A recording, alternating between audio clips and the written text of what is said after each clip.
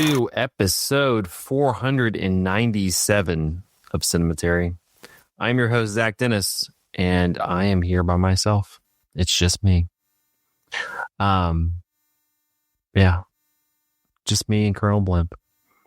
In today's episode, I'm going to talk about a couple movies that I've seen recently that I haven't had a chance to talk about on the podcast. And then in part 2, I'm going to be continuing our Cinematary Re-Do series with 1943's The Life and Death of Colonel Blimp. I'm looking at it now. We did this episode back in November of 2017, episode 169. We did a series on The Archers. And we did, I'm just looking at it, The Life and Death of Colonel Blimp, Matter of Life and Death, Black Narcissus, The Red Shoes, Gone to Earth, and Peeping Tom. A spoiler alert for part 2. The Archers are awesome. But let's go ahead and I'm going to start into movies that I saw this week. I know we have people probably listening, just like a handful of people who want to listen to me just go on about mortality in the cemetery. I don't know. I'll get to that point at some point, possibly, maybe.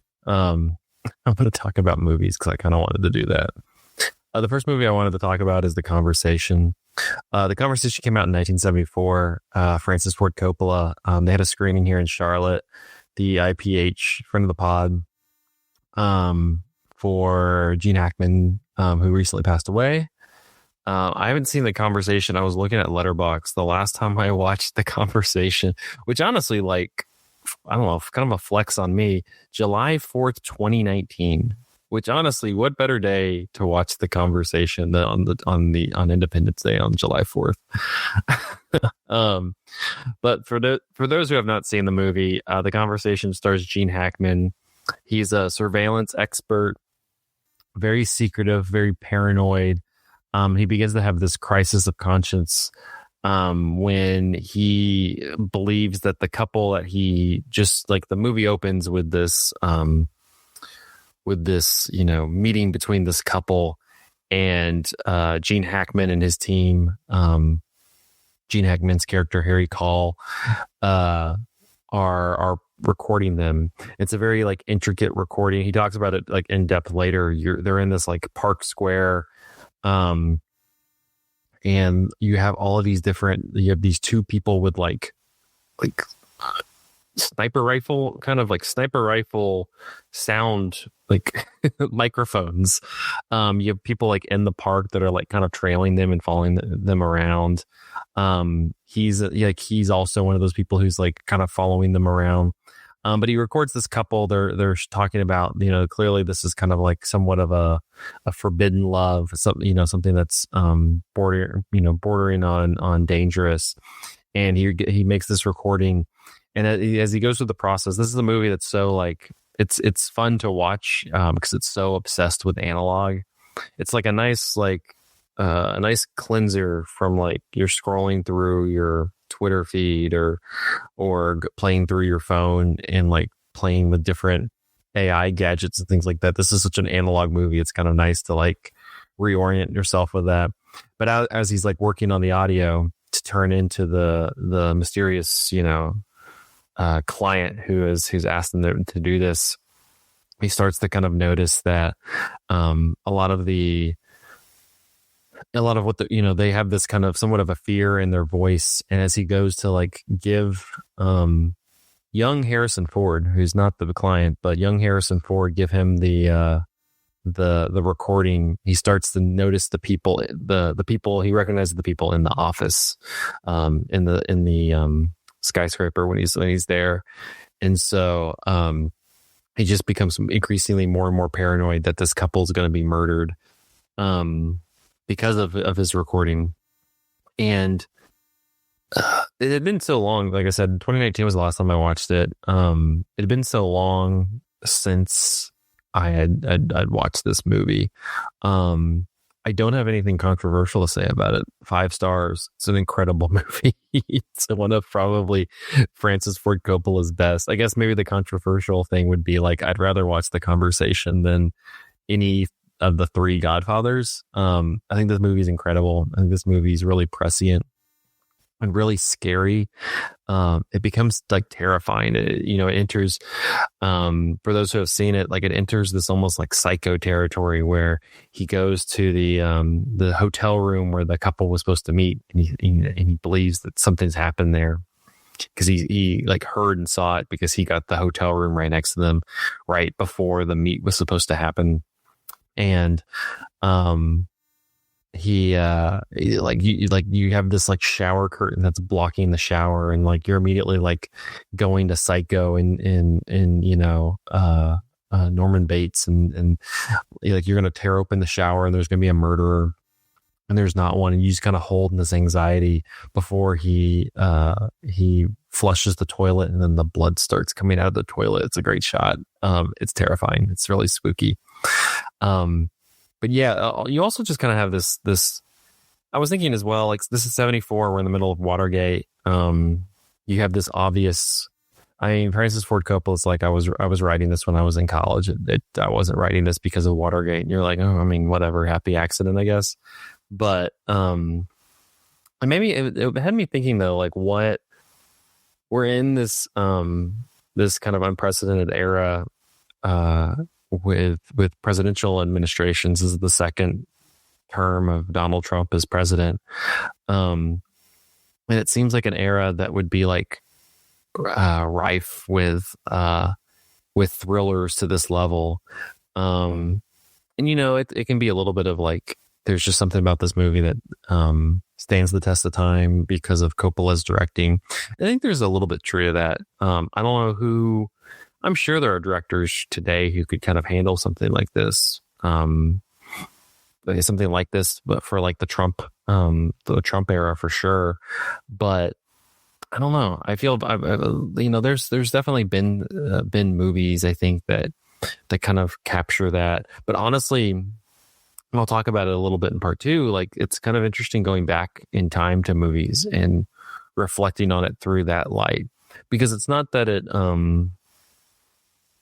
doesn't really lessen it. It's not, or it doesn't lessen this time period. It kind of, it is a reminder that there's been kind of seeds of this in Western, to loop in Colonel Blimp. Like there's been seeds of this in Western culture for so long. Whether we didn't see them or we chose not to see them is a debate for another day. But like, you kind of, you can kind of capture that, Carrie Call's constantly walking around San Francisco and is like feeling that people are watching him. And, you have like the great shot of, Harrison Ford, like walking through the building, just kind of appearing behind, corners and things like that. And following Harry Call, and he just kind of he finally just like falls into this paranoid mess. But yeah, it's just you kind of watched older movies and you realize that time's pretty cyclical. That's all. I think that's mostly what I have for the conversation. It's available. I don't know where it's streaming necessarily, but it's available. It's on rental services. As always, like shout out to the library. Go to your local library and watch the conversation. It's a great time. So, it's up to you. The other one I wanted to talk about was the Heroic Trio.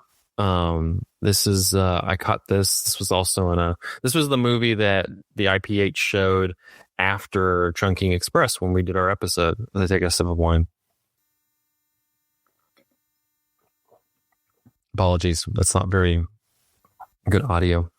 Heroic Trio, I think I've talked about it before. Stars Johnny Toe. It's directed by Johnny Toe. It stars Anita Mui, Michelle Yeoh, and Maggie Chung. I think I talked about it a little bit in relation to our Michelle Yeoh series a few years back. But the Heroic Trio, it came out in 1993. It's honestly like the Hong Kong equivalent of like a superhero movie, except instead of like a boring Marvel movie, it's three of the most popular Hong Kong actresses at that time just killing vampires and shit like that. I don't know. They're having a hell of a time. But like, I mean, because the plot of the movie is pretty irrelevant. It's more just like the vibes and just kind of, you know, just jumping in for the ride. But you're introduced to the movie. Anina Moi is married to this, I don't even know, where like captain in the place, lead detective. I don't know what he does, but they're looking at this house. But they're also talking about these crimes that have been happening where all of these babies have been getting kidnapped. Only for us to later find out that like there's this like powerful master that trained all three of these women at some point in time. Some of them breaking away from his clutches, others, you know, still like, you know, a slave to the master to a degree. And Michelle Yeoh's character is the one who's still like, she's been the, you know, kidnapping these babies for this guy who lives like in the, it's like a Ninja Turtles type situation. He lives in the sewers. They got this whole well lit cannibal empire just under the sewers, which brings into question what the sewer system in this part of Hong Kong was like. But and so you end up realizing that Anita Mui's character is Wonder Woman. Wonder Woman, which honestly is like the only Wonder Woman you should really, other than like Linda Carter, that you should respect at this point in time. Michelle Yeoh is the Invisible Woman. She is married to this scientist who like is like sequestered in this room. He's built this like invisibility cloak, and for whatever reason it's like toxic, and he's just like, I love you, but it's toxic and you can't come in here. and she's like at the window just like, I love you, and he's like I love you too, but the toxins of the invisible cloak are keeping us away. And then you have Maggie Cheung, who plays the thief catcher, who has the best entrance of all three of them, where she like rolls up on a motorcycle, like in all leather, within like sunglasses and shit, and takes down these like bank robbers who have taken all these people hostage. And like she does it by like she like one of her weapons is she just has like firecrackers, just a whim. She throws the firecrackers into like a trash can, like gets on top of the trash can and like rides it in to the building to then start fighting the bank robbers. I'm not following the plot, but that's not really part of this movie. You're not supposed to follow the plot of the heroic trio. You're just supposed to be like, these are three of the top Hong Kong actresses. They're gorgeous. They're amazing. They're kicking ass. And that's really the point of the movie, is you're just watching them do that. There's all these like weird like levels of who's related to who. It doesn't really matter.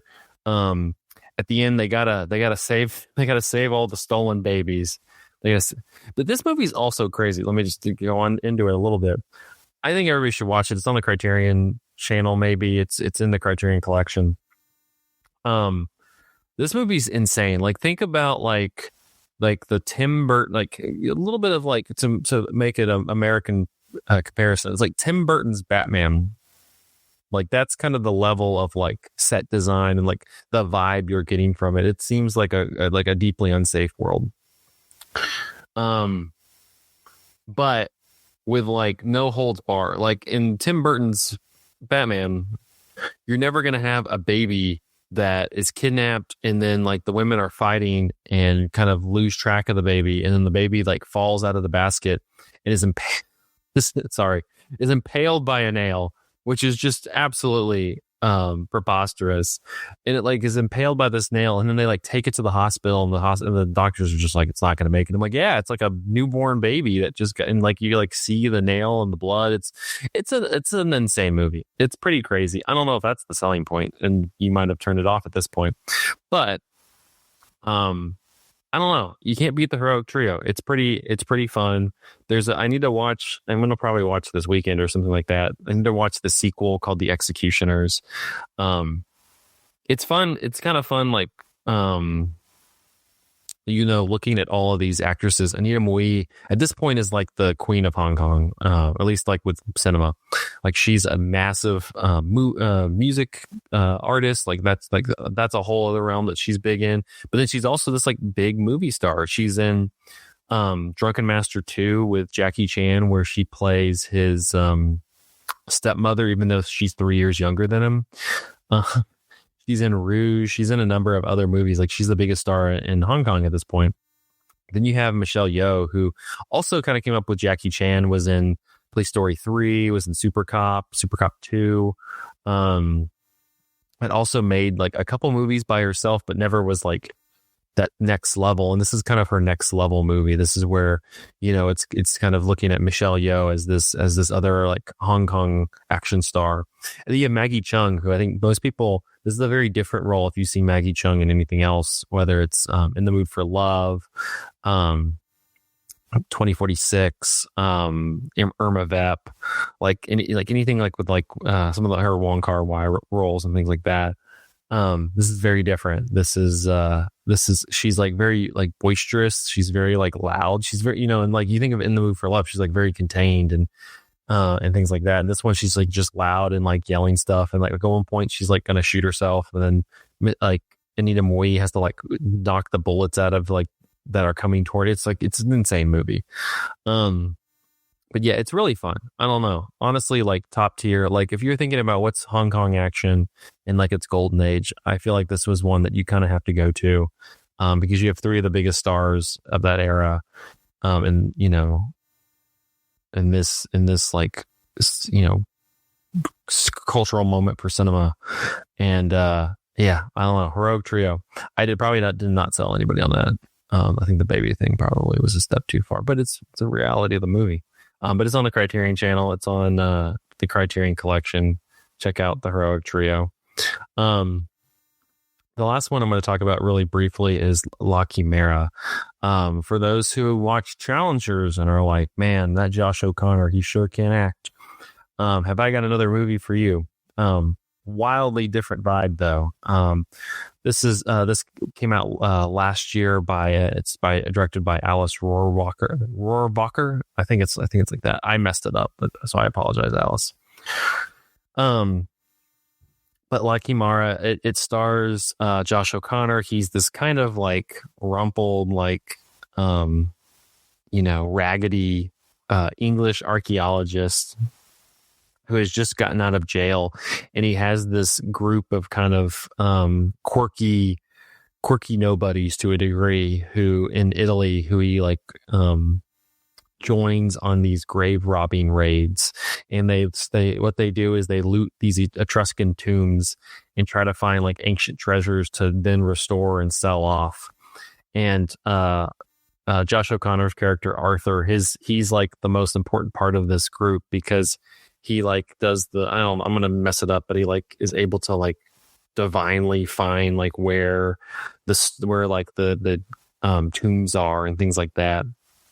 But at the same time, he like there's this woman who he clearly was in love with. You meet Isabella Rossellini, who plays this older woman who like has this affinity towards Arthur because of his relationship with I think it's her granddaughter. And she always is saying that like, oh, she's going to come back. She's lost. She's going to come back. And you hear it a couple times from the other siblings and such in the family that this girl's died. And like Isabella Rossellini's character just hasn't come to terms with that. It's a very, honestly, like I'm excited to rewatch it. It's a very opaque movie. It's a very like hard to me, a little bit hard to get in. Like, it's a movie that kind of keeps you at arm's length because it always is very elusive. And I say that as not necessarily a bad thing. It's also like a fascinating movie. It's a movie that like I never constantly, it's like the plot is happening and I never know what's going to happen next. Like you're constantly on your toes. And I'm very curious to like on a rewatch, watch it and see what it's like when you kind of know the path of the movie. Because on the first watch, you're just, I could see people kind of watching this and being like, I'm a little bored, because it's all it's one of those movies where it's all like kind of happening on like in like the very like in the on the side of your eye. Like, it feels like it's not like really necessarily front and center. And Arthur kind of like starts this relationship with this woman. Her name is no, it's not. Is it Italia? Yeah, it's Italia. Italia, the Italian woman, who works for Isabella Rossellini's character. And they kind of start this, like, I mean, it's tough to call it a romance. It's as romantic, I think, as this guy's going to get. But it's really a movie that just kind of lingers with me. It kind of, it's to a degree, it like plays with time, and it plays with like human memory and the difficulty to kind of grasp on these good times, because he just feels like he's like stuck in this rut and stuck in this like pattern, and so he like looks back so fondly at what came before, and you don't really, he's not super trustworthy as a narrator, or at least as like the narrating eye, like the person whose gaze is kind of casting the movie, to really trust. But he also, like, there's something, he's kind of frustrating, but you also like can kind of sympathize, or at least he's somebody interesting enough to follow along with. And the ending I find so like perfect and honestly, like, I'm saying it too many times, but like fascinating. La Chimera, it's on Hulu right now, as well as Canopy. If you didn't see it, I'm mad that it took so long for me to see it, because it probably would have been in like one of my top 10 or 15 movies from last year. It was really good. And you also just kind of have like this, it's a movie that feels a bit out of time. I mean, it was made last year, but it feels like something made in like the 60s or 70s or 80s. And you just kind of have like this soft pastel of the Italian countryside. It's such a kind of like it's a nice spring movie to take in. But La Chimera, it's on Hulu and in Canopy. I can talk a bit about Cinematary. I'm doing a solo episode. The last time I looked and I did a solo episode was also like in 2019. It's fine. It's not my, I'll be honest with y'all. I hope it's doing okay, but it's not my favorite. The podcast is not something, as we reflect on it, and we're closing in on 500 episodes. It's never, it's tough. Like, I deal with it now. It's like, it's not something that I want to say is necessarily like my thing, but it's also been such a, like, important pillar in my life up to the 33 years now. This is something that I've done for over a decade, especially like with Andrew, like we've done this for over a decade now. We're close to 12 years. And the format that we do now and how we're as we kind of transition out of it, it's a little scary, because it's just kind of like, we know this works, we know people like it, but at the same time, it's been such a, as I look at, like, it kind of leads into the life and death of Colonel Blimp. Like, it's a movie where it's been a time, Cinematary has been a time where there's been so many like faces and voices and different people who have come in and out of it, and some people who come into it and kind of drift off and then come back for a little while and then drift off again. It's it's like this constant of me and a number of people who stay dedicated to it. And it's a bit sad when it's gonna go. I don't know like what it'll be. Weird. We did this Chungking Express episode like a week or a number of days after, no, just a few days after we did the episode before, and we went like 2 or 3 weeks or so without doing an episode, and we got into that duck soup episode last week, and I felt very rusty. And so, like, with this new format, like, if we're gonna be taking like a month or two off, it's gonna be so strange to then get back into this room. There's something about like that comfort level of being able to, like, knowing what I need to accomplish, or what we need to do in an episode, and a trust in the format. But I think that challenge is going to be something that's good and something that's going to be interesting. I wouldn't say that like we're getting bored in the format. There's so many different ways that we could definitely there's so many different series. We talk about it all the time. Honestly, like we could just have like a running list of like 1,000 series that we would want to do. But I don't know. I want to do something different. That's still within this, the Cinematary brand, but like do something different with it. But it's also, but it's a bit daunting. It's a bit scary. I hope it's something that people like. But also like with podcast,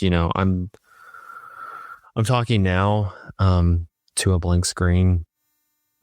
I assume people are listening. I know people are listening. I see the data, but, it's in a solitary environment. This is why, I don't like getting on this by myself, because it is so communal. You want to see other people like shine in different episodes and they get really passionate and allow them to kind of like run with that. And to me, it's always been about the people, whether it's people like kind of co-host on the podcast with me, whether it's like guests that we've had, whether it's people who have written in. That's always like what's been the best about this for me. And so now I'm a bit melancholy and blue because I'm having to do this by myself, and it's really not, to be honest, not the movie to do this with. The life and death of Colonel Blimp is really sad. I love that movie, but it's a really sad movie. It's a really reflective movie and a tough movie to be like, let me tackle this by myself. But I will. I'm going to take a short break.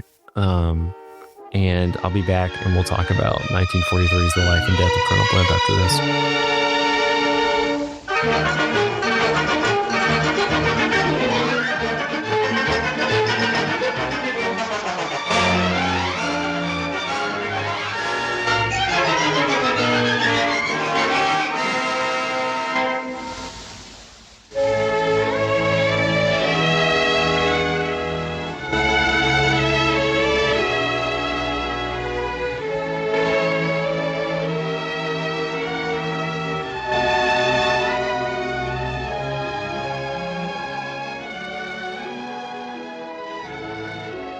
And we are back with part 2 of episode 497 of Cinematary. In this part, we will be continuing our Cinematary Re-Do series with 1943's The Life and Death of Colonel Blimp.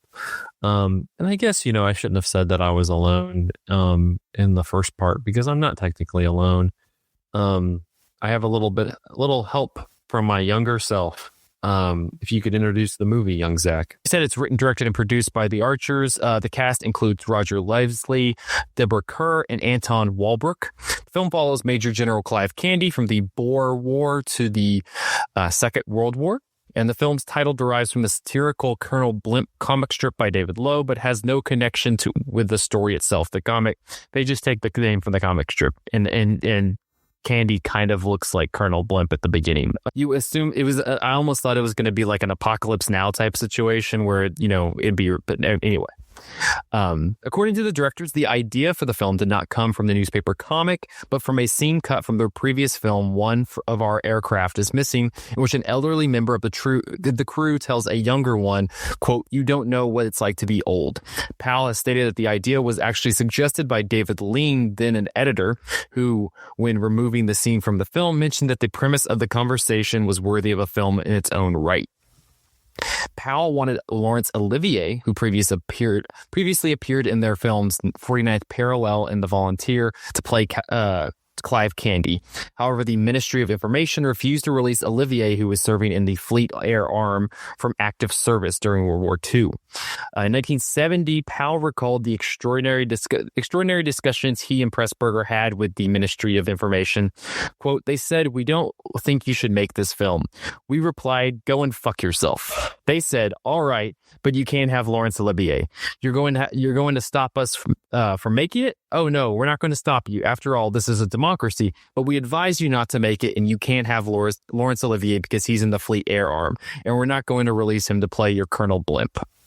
Further problems were caused by Prime Minister Winston Churchill, who, prompted by objections from James Grigg, his Secretary of State for War, sent a memo suggesting the production be stopped.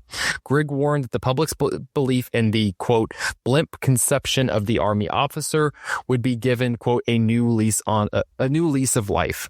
After Ministry of Information and War Office officials had reviewed a rough cut of the film, objections were withdrawn in May of 1943. Churchill's disapproval, though, remained, however, in his insistence on an export ban, much exploited in advertising by British distributors, remained in place until August of that year. At about the time of the premiere, Churchill was said to have confronted Anton Walbrook backstage at the West End Theatre, where he was appearing in the play Watch on the Rhine. Churchill said, "What's this film supposed to mean? I suppose you regard it as good propaganda for Britain." Walbrook reportedly replied that only the English, quote, would have had the courage in the midst of the war to tell the people such unvarnished truths. Churchill remained unconvicted. Although the film is strongly pro-British, it is a satire on the British Army, especially its leadership. It suggests that Britain faced the option of following traditional notions of honorable warfare or to, quote, fight dirty in the face of such an evil enemy as Nazi Germany. There is also a certain similarity between Candy and Churchill, and some historians have suggested that Churchill may have wanted the production stopped because he had mistaken the film for a parody of himself, since he himself had served in the Boer War and the First World War. Michael Powell once said of the movie that it is, quote, a 100% British film, but it's photographed by a Frenchman. It's written by a Hungarian. The musical score is by a German Jew. The director was English. The man who did the costumes was a Czech. In other words, it was the kind of film that I've always wanted to work on, with a mixed crew of every nationality. No frontiers of any kind. At other times, he also pointed out that the designer was German and the leads included Austrian and Scottish actors. The military advisor for the film was Lieutenant General Sir Douglas Brownrigg, whose own career was rather similar to Candy's, as he had served with distinction in the First World War, was retired after Dunkirk, and then took a senior role in the Home Guard. The film was heavily attacked on release, mainly because of the sympathetic presentation of a German officer, albeit an anti-Nazi one, who is more down-to-earth and realistic than the central British character. The film provoked an extremist pamphlet, The Shame and Disgrace of Colonel Blimp, by right-wing sociologist E.W. and M.M. Robson. In the pamphlet, they called it a highly elaborate, flashy, flabby, and costly film, the most disgraceful production that has ever emanated from a British studio. The film was the fourth most popular movie at the British box office in 1943. In 2002, Roger Ebert said, "Rarely does a film give us such a nuanced view of the whole span of a man's life. It is said that the child is father to the man. Colonel Blimp makes poetry out of what the old know, but the young do not guess. The man contains both the father and the child." Scorsese, at the time of the re-release, said, "Every time I revisit the life and death of Colonel Blimp, it grows, it becomes richer with every passing interval of time, and that's what the film is about, after all. It seems to have become more resonant, more moving, more profound. You could say that it's the epic of an ordinary life, and what you retain from this epic is an overpowering sense of warmth and love and friendship, of shared humor and tenderness, and a lasting impression of the most eloquent sadness." Do I still talk that fast? I talk so fast. That was 5 minutes, but just slow down. Use your words. So this was, let me look. This is like the fourth time I've watched Colonel Blimp. The first time I watched it was for the podcast for 169. The second time I just watched it because I really liked it. And then the third time I watched it, which I think was probably the best time I've had watching it, was I watched it on New Year's Eve. I think it was 21 or something. Great New Year's Eve movie. Excellent New Year's Eve movie. If you're ever looking for one, if you don't want to do Phantom Thread for the 50th time, definitely do Life and Death of Colonel Blimp. I think Scorsese's true. It definitely grows, and it's good to revisit it at different points in life. And that was what was interesting about listening to episode 169 from 2017, to see what it was. It was me and Lydia talking about it. here's one of the things I said. The way they manipulate time in this movie is very unique to other movies because by the end of it, I think the sadness that we talked about at the beginning that you have for Candy is more, he kind of has this revelation that he's lived, but he at the same time he hasn't lived. It's like he has these moments that he in these ideals that he latches onto and he holds so dear, but the world's constantly changing around him and he's having to loosen those and kind of the world saying that he has to kind of drop those in order to move on. Yeah, I think that, and so I think that's what makes those memories so effective, is because it kind of just glazes over and passes on what you would assume would be such the focal point. I mean, kind of. I don't know. You're a little off on that. What's interesting about the movie is that when it comes to those moments, is that it doesn't. You would think like that's what's magical about the movie. You would think it would linger on this duel between him and Theo. You would think it would like labor on about any of his war exploits, whether it was the Boer War, whether it was World War I, even like in the Home Guard, like you would assume that you would get those moments. Those are the most cinematic moments.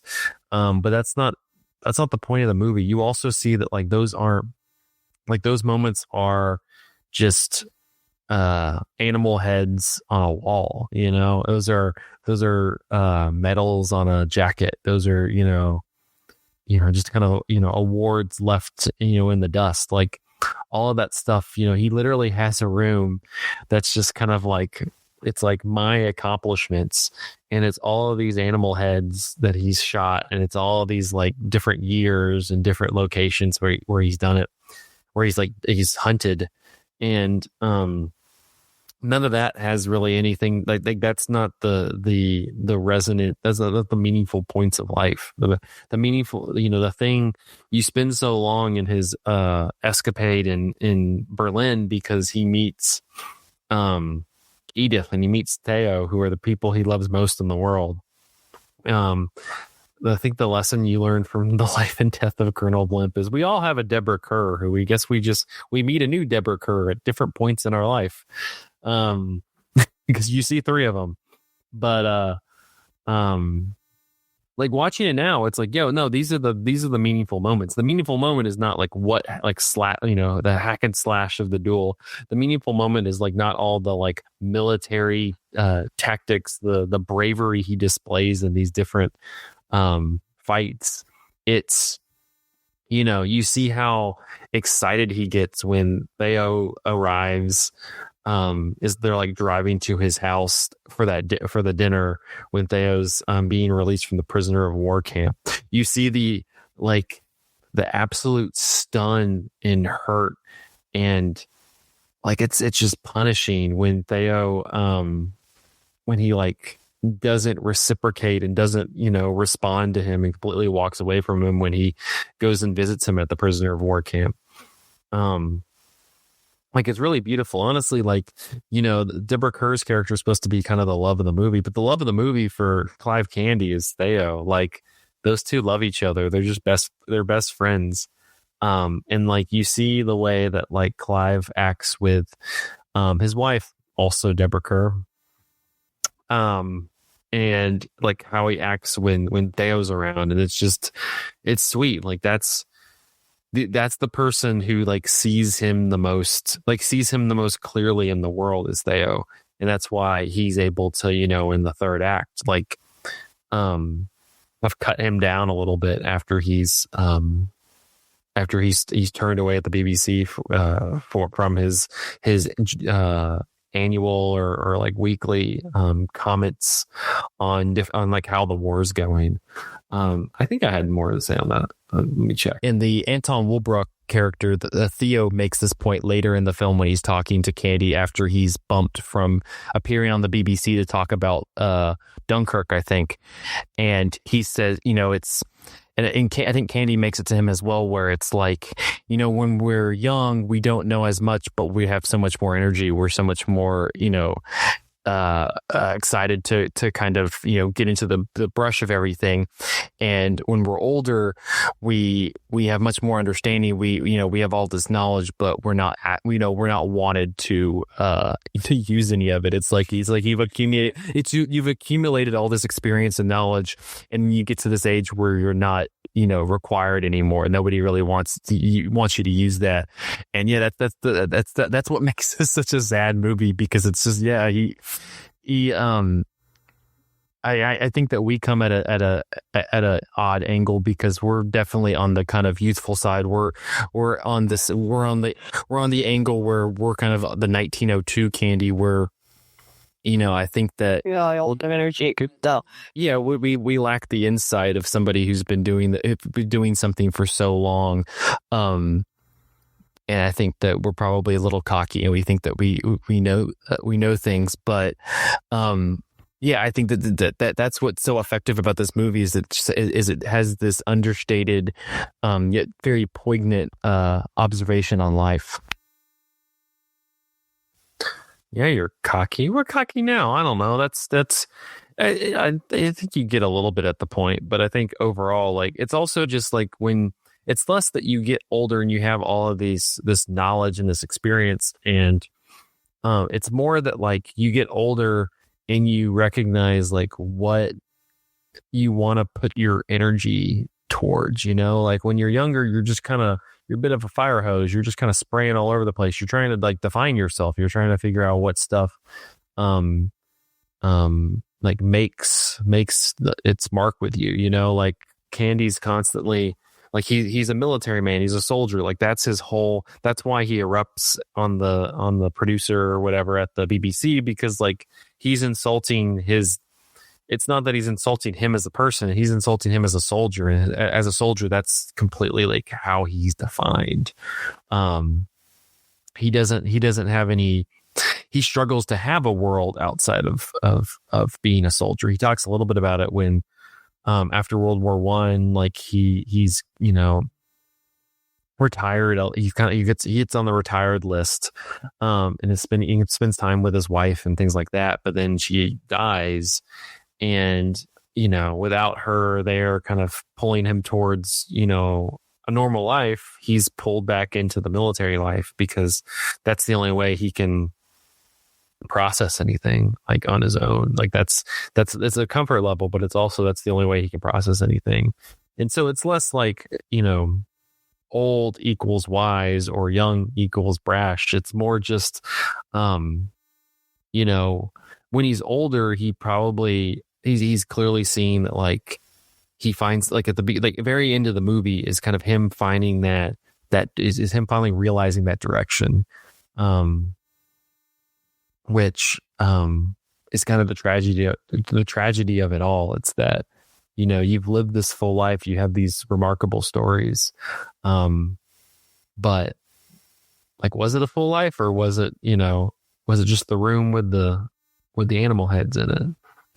Those portrait moments of the life, you know, it's, if you wanted to have the great moments of his life, like, on a, you know, in a row of pictures, I think it would be tough to kind of find those. It seems like we're always seeing him in the in between, because when we pick up with him in 1902, he's just got back from the Boer War. Like, it's not like we never watch him actually in battle, and the same, you know, and so then we watch him kind of have this whole thing happening in Berlin, and then we're, you know, moving forward to World War One, and in World War One, it's the very end of the war. We catch him at the very last moment. He goes into the convent and has the meal with the nuns, and sees the Deborah Kerr, the second version of her character.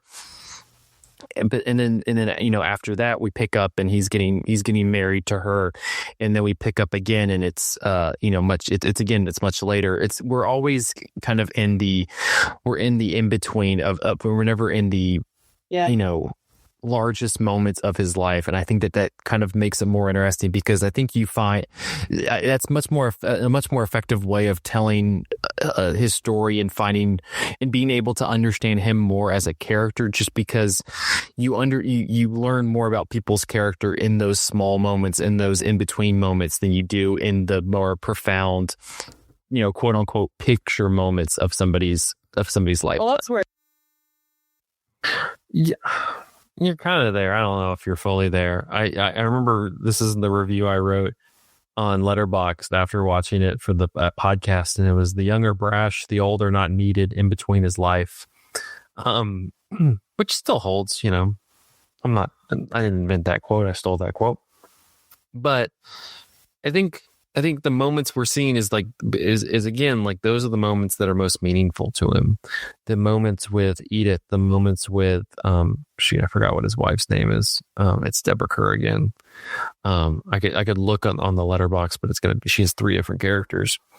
It's his moments with his wife. It's his moments with Theo as he escapes Nazi Germany and is in England and is spending time with him. Like, that's the stuff that leaves the impression. It's not the stuff they're going to put on the tombstone. That's not the stuff that they're going to write about in the newspaper. But that's the stuff that leaves the most legacy. Or excuse me, not really leaves the most legacy, but like leaves the largest, like, leaves the most impression, like, on his life. Because you think about it, you go through these all of these other moments when his wife dies, you just see like a little newspaper clip. You don't see him doing anything with the home guard. You just see these magazine covers and these magazine stories that they've done these stories about him. There's so many moments that Powell and Pressburger use, transition between one part to the next part using, media, but like also just like kind of much more traditional announcements and accolades, things like that. But those aren't the parts that, it's kind of one of those, like, on his deathbed, like he, on his deathbed, he's not going to be talking about his accomplishments in World War I, or like, the scraps in the Boer War, and like these places that he traveled to hunt these animals. It's, his rosebud's going to probably be Deborah Kerr, but also Theo and Johnny, who's the third Deborah Kerr that we run into. Like the moments with them, that's going to be kind of the rosebud at the end of this movie. It's not going to be any of that other stuff. And like, to me, that's the tragedy of it, is it's we work and work and work and work, and we we push ourselves and kill ourselves to like do these jobs, and we want to do them well. But at the lasting impact, it less matters what the lasting impact is broadly, but it's just like, what are you kind of left with? I don't think I'm going to have this like deep legacy because of Cinematary, because of the episodes we covered, or that we like really hit on stuff or things like that. It's going to be the people I've met. I've known Andrew now for close to 12 years. Like, he's become one of my best friends. That relationship is much more, has much more power than the legacy of the podcast. I've gotten to know folks like Michael and Grace more, and meeting them and being able to be a part of their lives for however long is great, and is the stuff that I kind of I hope that I'll remember more of. The different when I think back on Cinematary, it's less like episodes and specific points I made about movies and or different things we did in an episode that we found to be different or substantial. It's more just like, I remember the different people who have joined on. It's been fun doing this series because I've been listening back and hearing voices that I haven't heard in a long time. And a lot of these folks, they're on maybe a handful of episodes. There's people who have been on for a number of years, and then next thing we know, they're like this. They're gone. It's a bit why I'm here by myself tonight. It's we've gotten more busy. People have continued to get more busy. I I appreciate the time that everybody takes for these episodes, but at the same time, it's tough to juggle so much and then put in the amount of effort that you want to put into this. The only reason I'm here, because the main reason I'm here tonight is that I don't, if you're like, what's been the most impressive thing about Cinematary? It's not the movies that we've talked about. It's not, it's a bit about the amount of episodes, but it's more the consistency to me. Like, that's been the most important thing since day one, is consistency.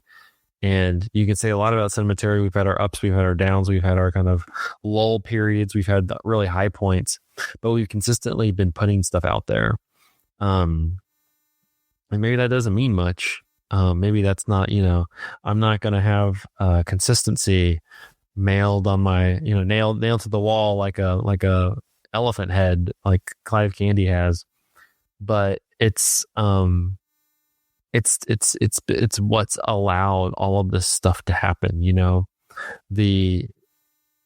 It's kind of, you flip through if we were transitioning from one point to the next point in Colonel Blimp with Cinematary, it would be kind of going through this list of episodes, but it would be more the people who,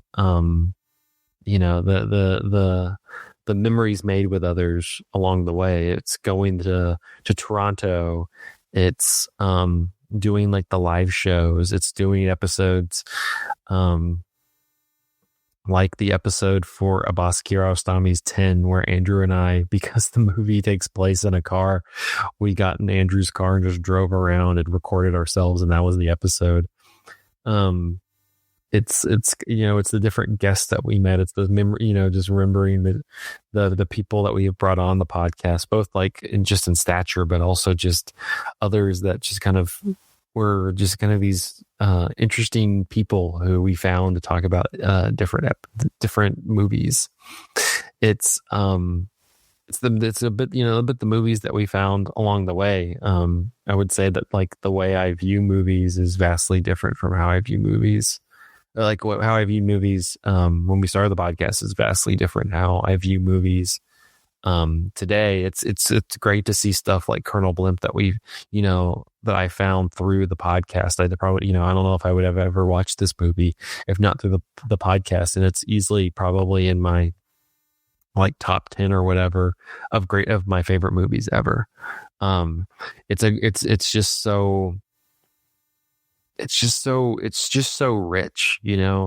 I talked a little bit in the 169 episode about how the Technicolor, like they are just, it just feels like if you were like, tell me what a movie feels like. There's something about the Powell and Pressburger movies that just feel like this is what a movie is supposed to be like. It has these rich textures. It has these like luscious, glamorous actors and actresses. It's got, this Colonel Blimp has like this kind of swashbuckling element to it. The whole move to like Berlin and the whole kerfuffle there, just like that's kind of the opening door for the entire thing. It's just it feels very much of like this like rogue rebel tale that at the moment it's happening, you can't really, you're not even thinking about like the impact this is having. But then reflecting years later, like Clive Candy does at the end of the movie, it's just like that was the most important thing that ever in my life, was going there and meeting Edith and Theo, and Edith becoming kind of the one that got away, and like it's the way that they utilize Deborah Kerr in this movie, where she kind of keeps appearing. It's interesting, the second Deborah Kerr, the Clive Candy's wife, she technically is around when Theo appears at one time, but she never sees him, and so he never like sees her face to face. And I was thinking about it on this watch, where like, does she actually look like that? Like, the picture at the end of the movie looks like Deborah Kerr to a degree, but Theo kind of looks at it and goes, this isn't the person I necessarily see and like I was thinking about that you know, this woman that Clive Candy's married, she's you know, he's less seeing her how she is and more seeing her how he wants to see her, because deep down, like, he's still desperately in love with Edith and with the time that they spent together in Berlin. And so he's like constantly chasing her. And so, you know, I don't know that you don't get a long time with him and his wife, but it's almost like, to a degree, he's, you know, he's like trying to like plant, you know, plant her face over who this person actually is, and kind of see her as this other person that she completely isn't. Which again is just kind of, there's a bit of like a, you know, a sadness to that, you know. It's like, I'm seeing what I want to see out of this, you know. I was unable to be with this person because I didn't realize it at the time. And so now I'm trying to like see them and other people, and those other people are losing their own agency to a degree, because I'm like kind of trying to see them as this person that they're not. And yeah, it's just, you know, I think he ends the movie. He seems, you know, well satisfied with his life, but at the same time, there's, you know, I think he realizes that he's done a lot. He's accomplished a lot. He's lived all of these moments that feel very almost storybook and surreal. You know, you think of just you don't see him actually like doing anything in World War I, really. You just see him, one, interrogating people to find Theo, and then two, like happening upon this convent and running into this nurse who looks like Edith, this lost love that hasn't seen in over a decade. You know, even the beginning scene that's then bookended again in the back half of the movie, it just feels like something that's, you know, I think that's kind of the appeal of the Archers, is that, you know, it kind of feels almost storybook. It feels it has this basis in reality, but it also has this basis in almost fantasy and fable. I think that's why I like this movie. It's very much like a fable. I talked a bit about how Winston Churchill and the British government hated this movie. This is a very, I mean, they're patriotic, but it's also like not over. It's more it's more patriotic toward like the foot soldiers and things like that. It's not very patriotic toward the leaders and decision makers of the British Army or the British government. If anything, it's kind of a bit tired of them, and you know, I think it's a very good like semi anti-war movie. I mentioned like in the first part that it has some parallels, more just parallels where, you know, the realization that he has to come to through the movie is that he was useful. He was a useful person, but he was only useful in the time period when he was young, and when he was young, pretty much. Like that's when I don't know, that's when he was useful, because not because he's less when he's older, but because like just war or like culture is very like geared towards younger people, and then you hit a point and you're cast out. And it's not that, you know, you can still find a use, you know, he's found this use in the Home Guard that, you know, then kind of meets its end as well. But, you know, trying to be, you know, it's a bit of him, you know, kind of being like a square and trying to like, you know, go into a triangle peg, you know. It's like there's needs for the square, but the needs for the square were 40 years ago. Now it's all triangles. And so it doesn't make the square super like unuseful and unneeded and like just kind of barren. It's just that's a point. That's just like it's just kind of the time has passed for him, and now it's just kind of it's kind of like your time to rest. And he's somebody who kind of stopping to rest has never really seemed like a reality to him. And so yeah, as we like get into these last 2 episodes and then the 500th episode, you know, it's not necessarily our time to rest, but I think it's our time to, it's, you know, it's the Boer War and World War I have happened.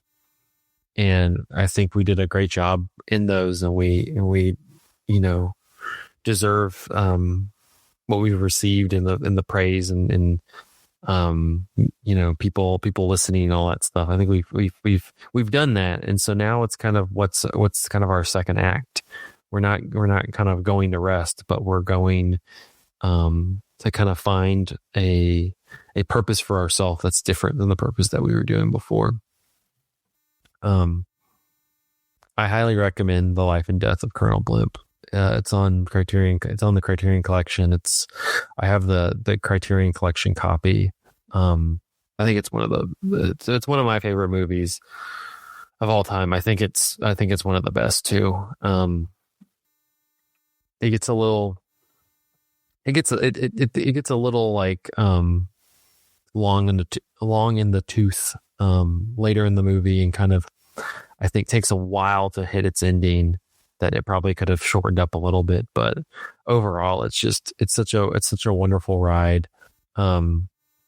Roger Lively is fantastic. Deborah Kerr is wonderful. Anton Walbrook is just, the movie doesn't work without him. He's like, it doesn't work. You really don't have a scene as punishing as his interview to get into London.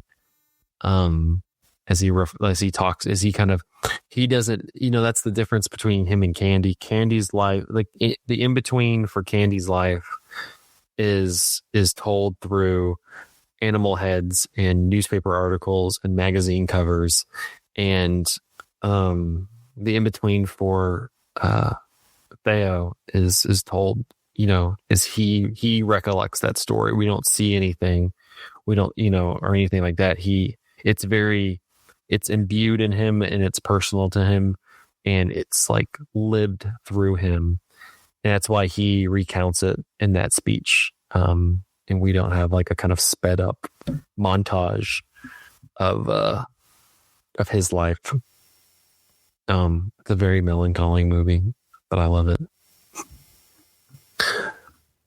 All right. We got to spin some names, but let me also do the whole Patreon thing.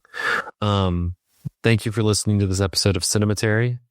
You can find us on Instagram at Cinematary, where we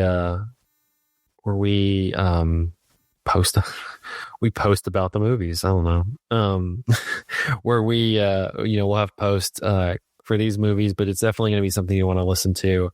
Or you have to listen to, you want to engage with once we get closer to the 500th episode. I didn't mention at the top, and I apologize. Andrew's not here to remind me. But the 500th episode is going to be at Knoxville Central Cinema. It'll be on May 3rd at 8 p.m. I'll wait for others to be here. We have a movie, but I'll wait for the others to be here to announce that. But yeah, if you're in the Knoxville area, please show up. We're going to have a real good time. And then if you'd like to support the show on Patreon, patreon.com/cinematary. Thank you so much to our patrons, Cam, Ron Hayes, Tanner Huskins, Teresa Morsati, and Tyler Chandler. We appreciate your patronage. All right, let me get the wheel. So what we have left is we have Mulholland Drive and we have Stagecoach. I'm going to guess Mulholland Drive, but let's see what it says.